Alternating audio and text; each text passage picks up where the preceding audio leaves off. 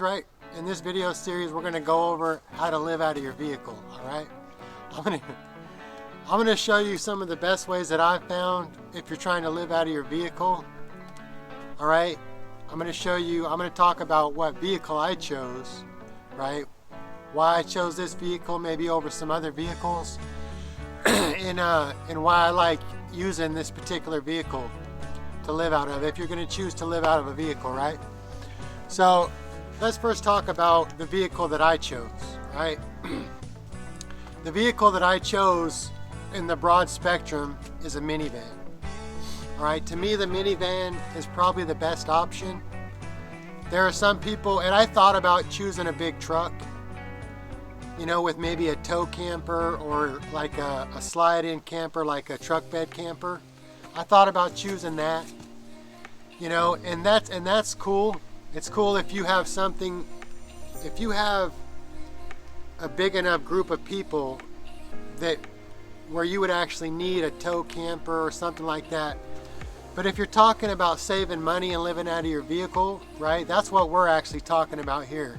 If you have a big tow camper and a huge truck and all that, you probably got quite a bit of money. That's not exactly what we're covering here. I'm talking about if you're living out of your vehicle to save money, right? This is what kind of like, these videos are more focused on that.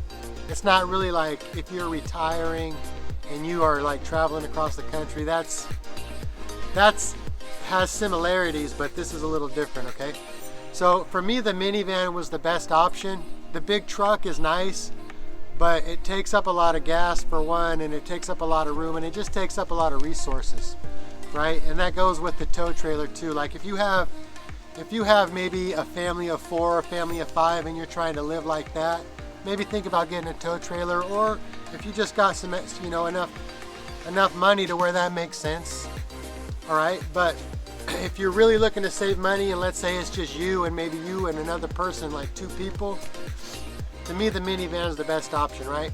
All minivans are going to get about 20 miles a gallon, which is good. There are vehicles that are better, and like you could choose a small vehicle to live out of, like a small car, you know,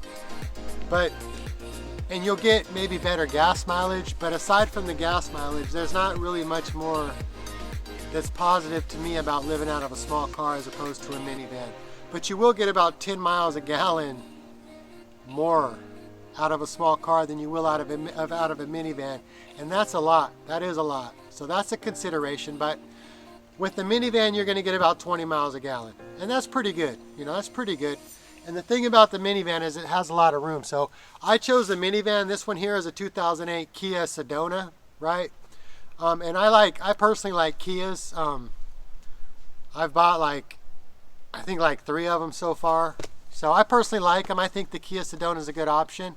And you also have to think about, do I want, like, if you're actually moving out of your house and trying to save money by living out of your car, I wouldn't recommend getting a new vehicle with a car payment. I would try as best as I could to get an older vehicle that's paid off with no car payment, right?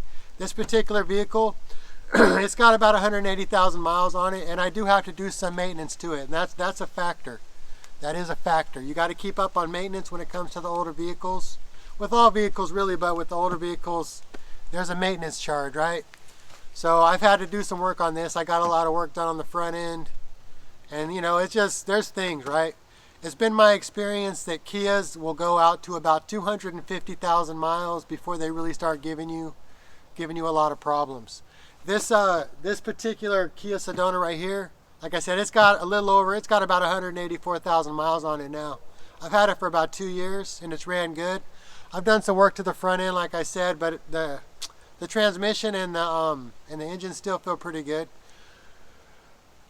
So you can choose the Kia Sedona. I recommend it. But the minivan is really the broad spectrum that I'm really talking about, because they all pretty much cover the same genre, right?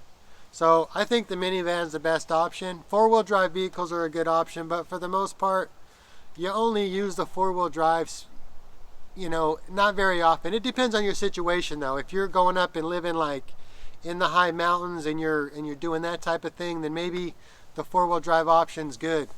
But if you're planning on maybe just living at campsites, sleeping like at Walmarts and things of that nature, kind of like just sleeping around in your minivan and doing it more of an incognito type of thing, I think the minivan's a much better option than, for instance, the big 4x4 truck, okay? So this is a 2008 Kia Sedona. This is what I chose. These ones, you can get one of these for somewhere around $5,000, you know, give or take, right? You know, try to get something with, I don't know, it's nice if you can get something with somewhere around 100,000 miles on it, but you're not going to get one of those for $5,000. For something with 100,000 miles on it, you got to spend about $8,000 or $9,000. So, you know, you just got to kind of weigh it with your own personal finances.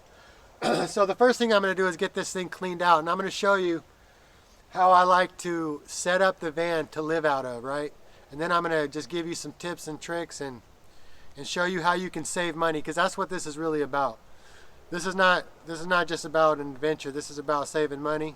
It's going to be an adventure, but you don't have to try to make it extra adventurous. Just living out of your vehicle in itself is going to be enough of an adventure. So try to set it up in a nice, smooth way. So the adventures, you'll want to cut down on the adventures. All right, you'll have plenty of those. So let's first off, I'm going to start off by cleaning out the minivan, and then I'm going to show you how I like to set up the minivan when it's 1 to 2 people living out of it. Let's see. Here's a broken tail light. I was trying to back up in the woods and I bumped into a tree and broke this tail light. This thing was about 60, 70 bucks. So try to be careful. You will probably be doing a lot of backing up when you're living out of your car. So there's a little tip, right? Watch out for trees. With the Kia Sedona, and I guess probably with, put the seat up. Okay, with the Kia Sedona and probably with most other minivans, it has 3 rows, right? You have, with this particular van, what I do is I fold down the 3rd row and I take the seats out of the 2nd row. And you can actually fit a full 4x8 sheet of plywood in the back of this thing when you set up the seats like I'm going to show you. You can transport a 4x8 sheet of plywood in a minivan, right? So what I do is I basically just fold the 3rd row of seats down.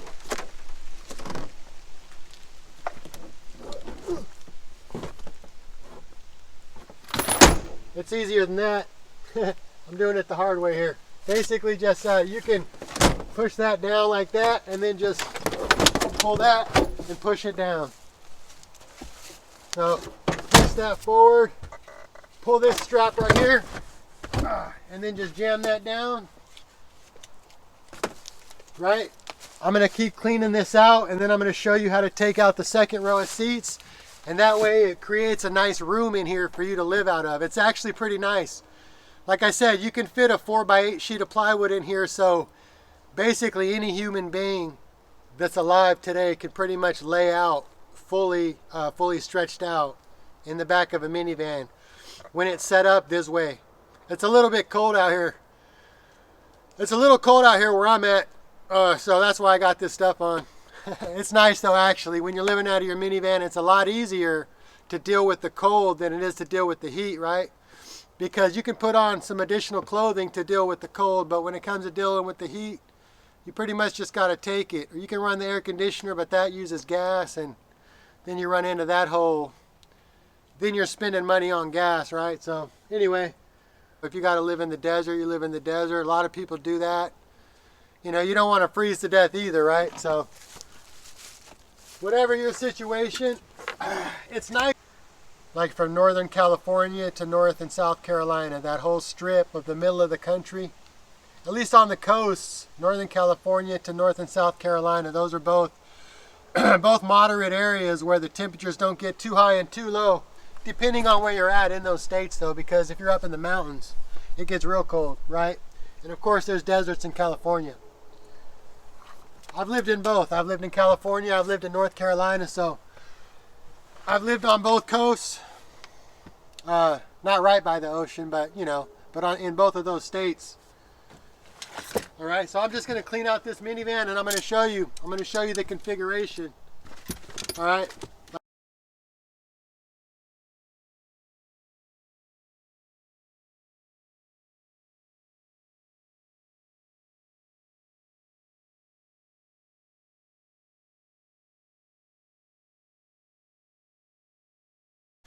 Okay, so that's the third row of seats. Those are folded down. That looks pretty good. Now I'm gonna go up to the second row of seats. The second row of seats actually comes all the way out of the van, so you have to find somewhere to put those. Either put them in a storage, or maybe, you know, see if you could leave them at your mom's house or something like that, or your brother's. See if you could throw them in your brother's garage or up in his shed or something like that. They're kind of heavy and they're kind of big, so you can't hardly store, like you can't really take the seats out of the van and then store them in the van. It doesn't make sense. They're too big, and it's almost like if you're going to do that, I mean, you can buy yourself a little bit of room if you did that, and then that way you could lay out. If you, for instance, like, watch, I'll show you. I'm going to take the seats out. It's better to find somewhere else to store the seats, but you could technically store them in the van and push them up on the sides so that you could sleep at night, and so that you could lay out and they wouldn't be in the way. But we're going to go take them out, and I'm going to show you guys how to do that. Hey, how's it going, YouTube? Okay, here we go. Okay, every time I remove the second row of seats in this thing, it's like I got to relearn how to do it. It's kind of a pain. It's actually real easy, but if you don't know how to do it, it can really frustrate you. So what you want to do is, all right, is you push the seat all the way back, and then you look for this little green dot on the side, and then what you do is you take the seat right here and you move it just far enough forward till this green dot right here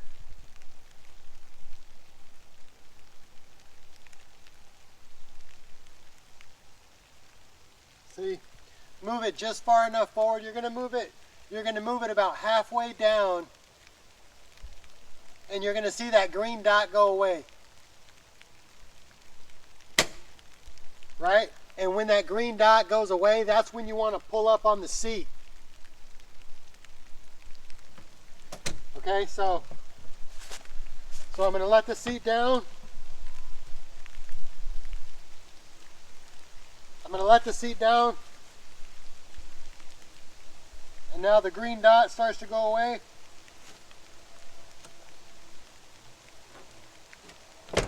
And then I'm going to pull the seat up, right? And then you can just put the rest of the seat down and pull the seat up. That's the hard part about it, really. After that,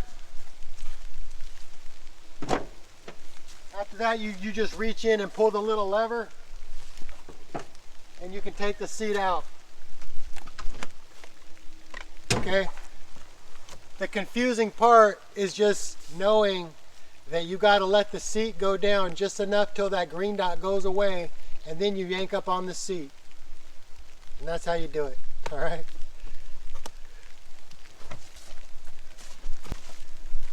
Okay? All right, so if you're going to be living in your van, this is the configuration. I'm going to keep going. I'm going to get that other seat out, and then we're going to finish cleaning out the van, and then I'm going to show you guys how I like to set up the van so that you can live in it, right? First, we want to configure it the right way, and then we'll start putting in the stuff that we actually want to keep in there. All right, well, let's finish up taking these seats out.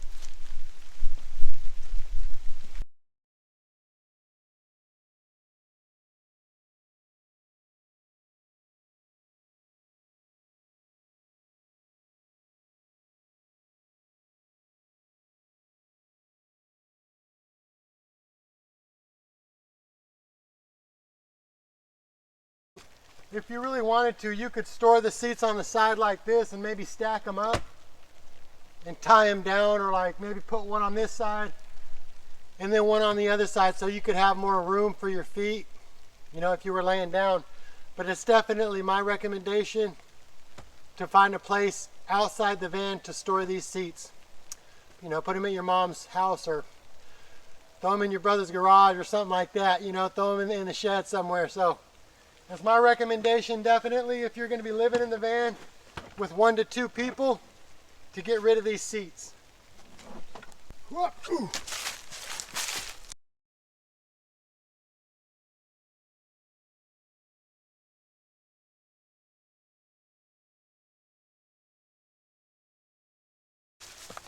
Okay, make sure you're keeping up on the garbage. It's always nice if you're living in the van to just keep some of these grocery bags and just use them as garbage bags. And then when you go to the gas station, for instance, you just take this little bag of garbage and then you just toss it in the garbage. Right? That way you can keep your van clean, keep your living space clean, because it can get funky in there real quick. All right? You don't want to let food build up inside the van. Right? You don't want to let like dirty clothes and your dirty socks and all that build up inside the van, because it gets stinky in there, especially in the summertime. Right? So it's nice just to keep some of these little garbage bags that you can get from the grocery store when you go to buy food. Just keep these bags and use them as garbage bags, and then just toss them in the garbage at the gas station when you go get gas, right? And if you just do that, and you just do a little bit at a time like that, you don't ever get too much garbage piling up. So that's just a good little tip. That way you don't got to buy too many garbage bags. See that little taxi thing in there? See, when it comes to living like this, like when you're living in the van too, one way you can make money if you live in the right area is you can do some Uber or Lyft drive, and that's just one way you can make a couple bucks, right? There are times where I'll take this van, like if I'm in the city, for instance, like let's say I'm out near Raleigh, like because I'm out on the East Coast right now. So let's say I'm out near Raleigh or Charlotte. Lyft is big out there in Raleigh and Charlotte. They use Uber too, some I think, but mostly in Raleigh they like to use Lyft. But that's another way. Like if you have a minivan, that's kind of another reason why you may want to use a minivan to live in as opposed to a big truck. Because if you have a minivan, you could still use your minivan and make some money doing some Lyft driving or Uber driving if you find yourself near the city, you know, where they provide that. You can make a few extra dollars if you want to. You can't really use a big truck to do that. So that's another, probably another positive to getting a minivan as opposed to a big truck. And it's definitely a positive if you want to get a little car where you actually save gas money. The thing about the little car, of course, is just that there's not much room to live in. It's just really cramped. So in my opinion, like I said, the van is kind of like that, the best of both worlds, where you have pretty good gas mileage and a good amount of living space. You can still do Uber driving if you want. You can still do the Lyft thing if your van's new enough.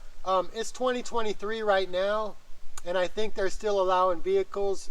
I think they're still allowing 2008 vehicles. So like I can still use this van, but in about another 8 months, 9 months from now,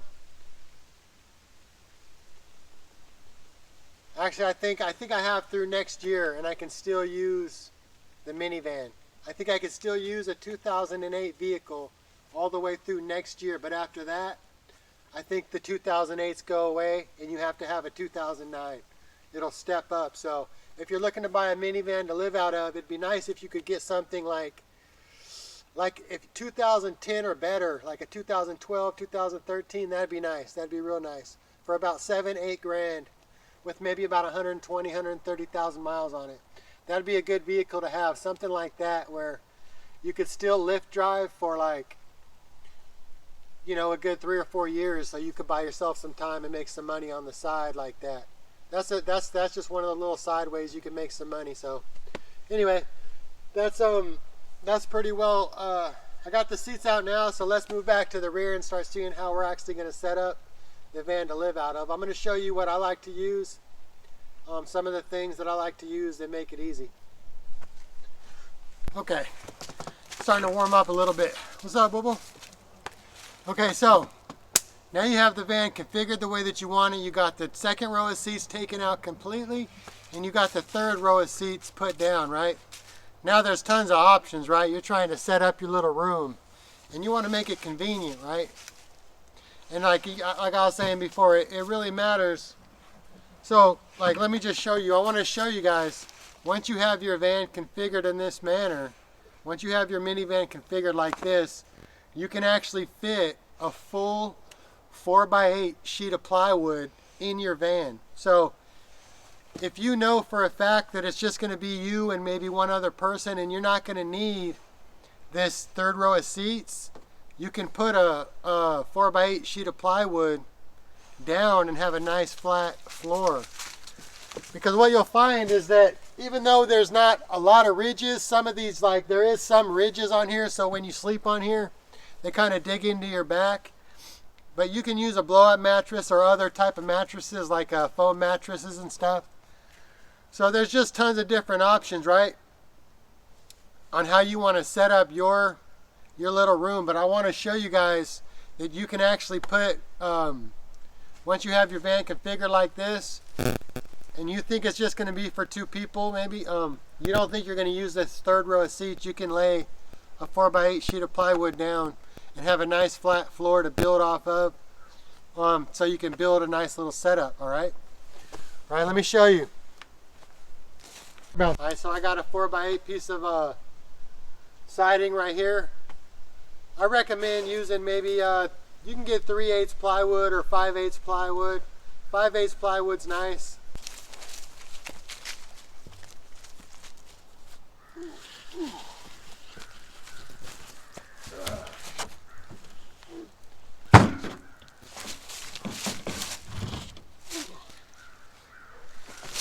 Okay.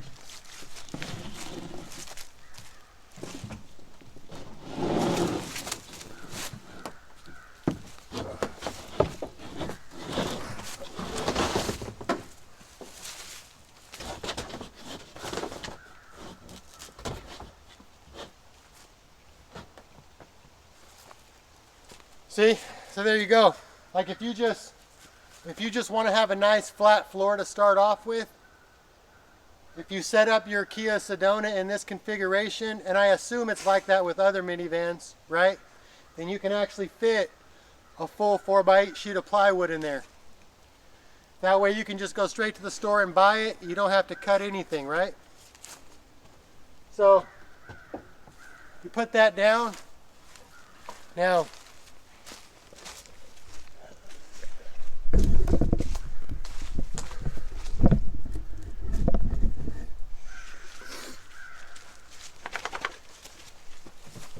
when I set up my minivan, I basically cut off one side of the sliding access doors.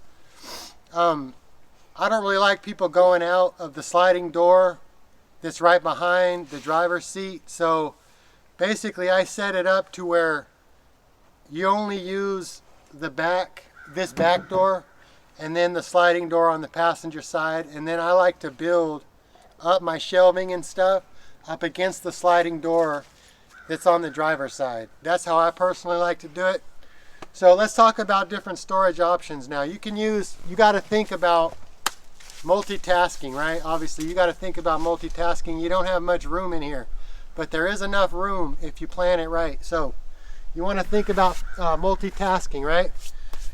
So storage, what can you use for storage? Obviously you can use these 5-gallon buckets. These 5-gallon buckets are great to use.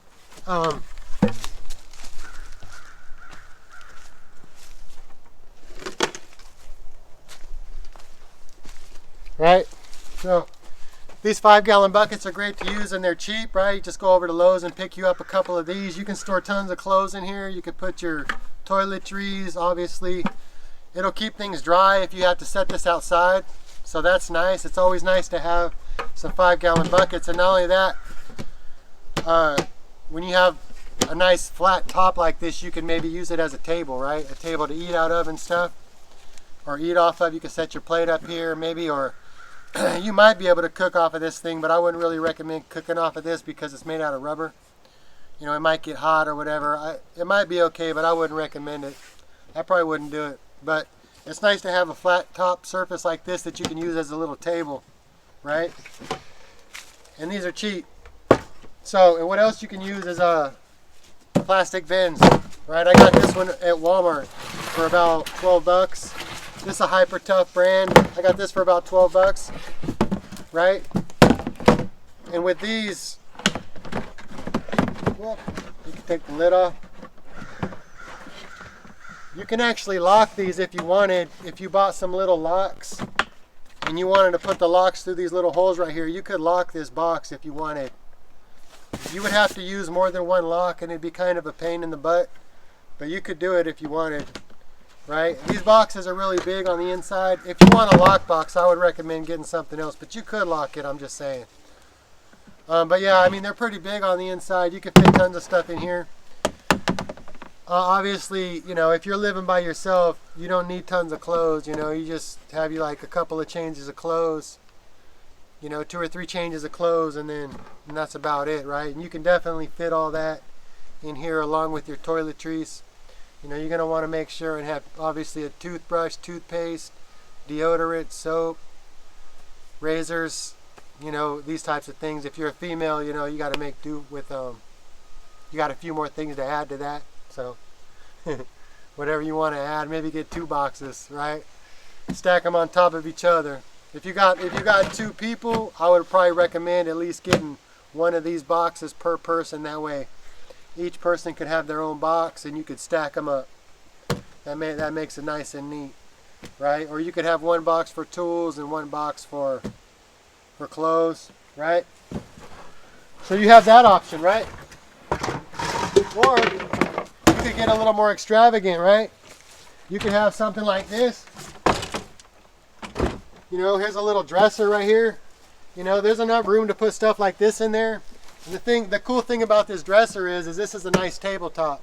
You could take this out of the van when you wanted, and you could set it out in the park, and you could cook on top of this, and you could use it as a tabletop to eat off of, right? I'm going to show you guys the best way I found to cook too when you're living like this. When you're living outside like this, I'm going to show you a good way to cook and an easy way to cook. Right, but this is a nice thing to have. There's a bunch of drawer space for your clothes, you know. You can put stuff under it. And the really nice thing about this is that you have a tabletop with you that serves an additional purpose. Okay, so these are good to have, all right? Now, sometimes the drawers can fly out of these when you're making turns and stuff though, so keep that in mind. Sometimes stuff like this is kind of a pain.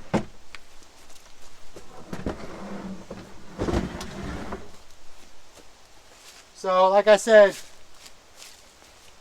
I like to close this door.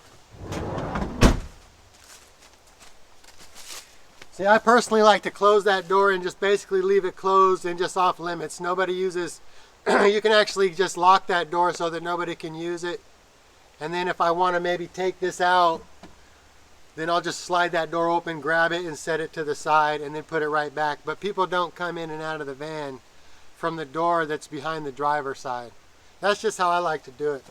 So, right, so now,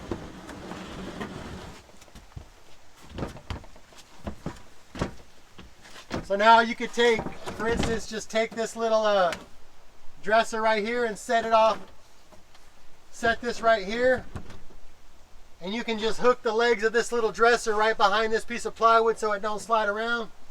I like to turn the dresser this way like this so the drawers don't open when I'm like stopping and starting. You know, and then you can also always get bungee cords to kind of like bungee cord stuff down, right? And then you have this whole container right here that you could easily slide right there and just bungee cord it down, right? See? You can fully, I mean, I'm like 5'10" and a half. So I'm just pretty much a normal sized guy. This is like some particle board stuff, some siding, but 4x8. So that means an 8-foot person could basically lay down in here. So it should be good for anybody, right? Anybody up to about 8 feet. Well, so there's easily enough room to lay down, right? You got enough room for another person right here. If it's you and you and another person, there's still tons of room over here, right? So this is a good basic setup. You know, if you want to live in your van, this is a real good setup. I'm gonna go and I'm gonna show you guys some options you can use if you want to stay warm in here, but at the same time, there's so many options and there's so many different things you can do in here. You can easily build shelving and stuff. I just wanted to give you guys at least a basic look at what you can do with a minivan, man. I personally think a minivan is the best option if you're going to live out of it, unless you're going to, like I said, be doing some four-wheeling. This is a nice option, right? If you plan on doing lift driving and stuff like that, you're probably not going to want to build it out too much because you're going to want to be able to transition it back and forth, right? So I probably wouldn't put the plywood in here if I was going to lift drive to make some extra money, because it'll make it probably a little too tough to transition, and you'll end up maybe scratching the side of the van and stuff. So if you're going to set it up for something a little more permanent, I would put the plywood in here and then build off of it so you have a nice flat surface. But like I said, if you're going to use it for lift driving to make a little money like that, I probably wouldn't do this. I would just leave it as the regular floor and try to keep everything nice and neat. You know what I mean? So let me go back. I'm going to go get some other stuff and show you guys some other ideas, right? I'm going to show you one of the best ways that I found to cook, right? Cooking's major, because if you end up going to fast food places all the time and you end up going to gas stations and eating all that stuff, you're not going to save nearly as much money, and it's not very good for you. You really, if you're going to live like this, you really got to learn how to cook and eat cheap, because eating is one of the main ways that you can save money. You gotta get you can't just be eating out all the time, especially because it's real easy to do that when you're living in your van, but it'll just dip into your money and it won't even hardly be worth it. You know, it'll be almost like you're paying the same amount of money as if you were paying rent. You know, so you can't just live in your van and then eat fast food all the time. You got to cut that stuff out. You know, you gotta cook, right? All right. So that being said, let me show you guys. First, I'm going to show you what I like to use to stay warm, to sleep, and I'm just going to show you the basics, right? You can do it up a lot nicer. You can use a lot more covers. You can build yourself a bed. You could nearly fit you could probably fit a cot in here. Honestly, you could fit an army cot in here. I know you could. So if you had a cot, you could definitely use a cot. You could just put it up, you know, in the daytime, or excuse me, in the nighttime, sleep on it, and then take it down in the daytime. And that'd be fine. Fold it up and just stack it off to the side in the daytime. You know, especially if it's just you could easily sleep on a cot in here. But anyway, let me just show you some options. Let me just show you what I like to use to stay warm. Just the basics, all right? See, I just want to give you guys a shot of this from the side. I mean, there's tons of storage in here for one person. I mean, you could fit tools, you could fit clothes, you could fit all your toiletries. There's easily enough room right here for one person. If you can't fit all your stuff in this, then, I mean, you just got to figure out how to do it, because, I mean, you could fit more 5-gallon buckets, and you could definitely fit more storage in here. But, you know, if you're going to live like this, you really need to cut down on the amount of stuff, because you don't need all that stuff, right? Just get yourself, all you need really is some comfortable clothes, and then some nice, like maybe two pairs of pants that are decent, and then like a pair of sweatpants to sleep in. Get yourself 3 or 4 shirts, put that stuff away, some socks and underwear, you know, a couple of hats if you wear hats, and that's about it, right? And some shoes, maybe a pair of running shoes and a pair of boots, man. You could fit that in here easy, right? Easy, right? As far as taking showers goes, really taking showers, you got a couple of different options in my opinion, because what you can do, it depends. If you're going to be staying in the same place, and you know you're going to be around the same place, or you know you're going to be around certain gyms, that's what a lot of people do, is they basically join like a Planet Fitness or something like that.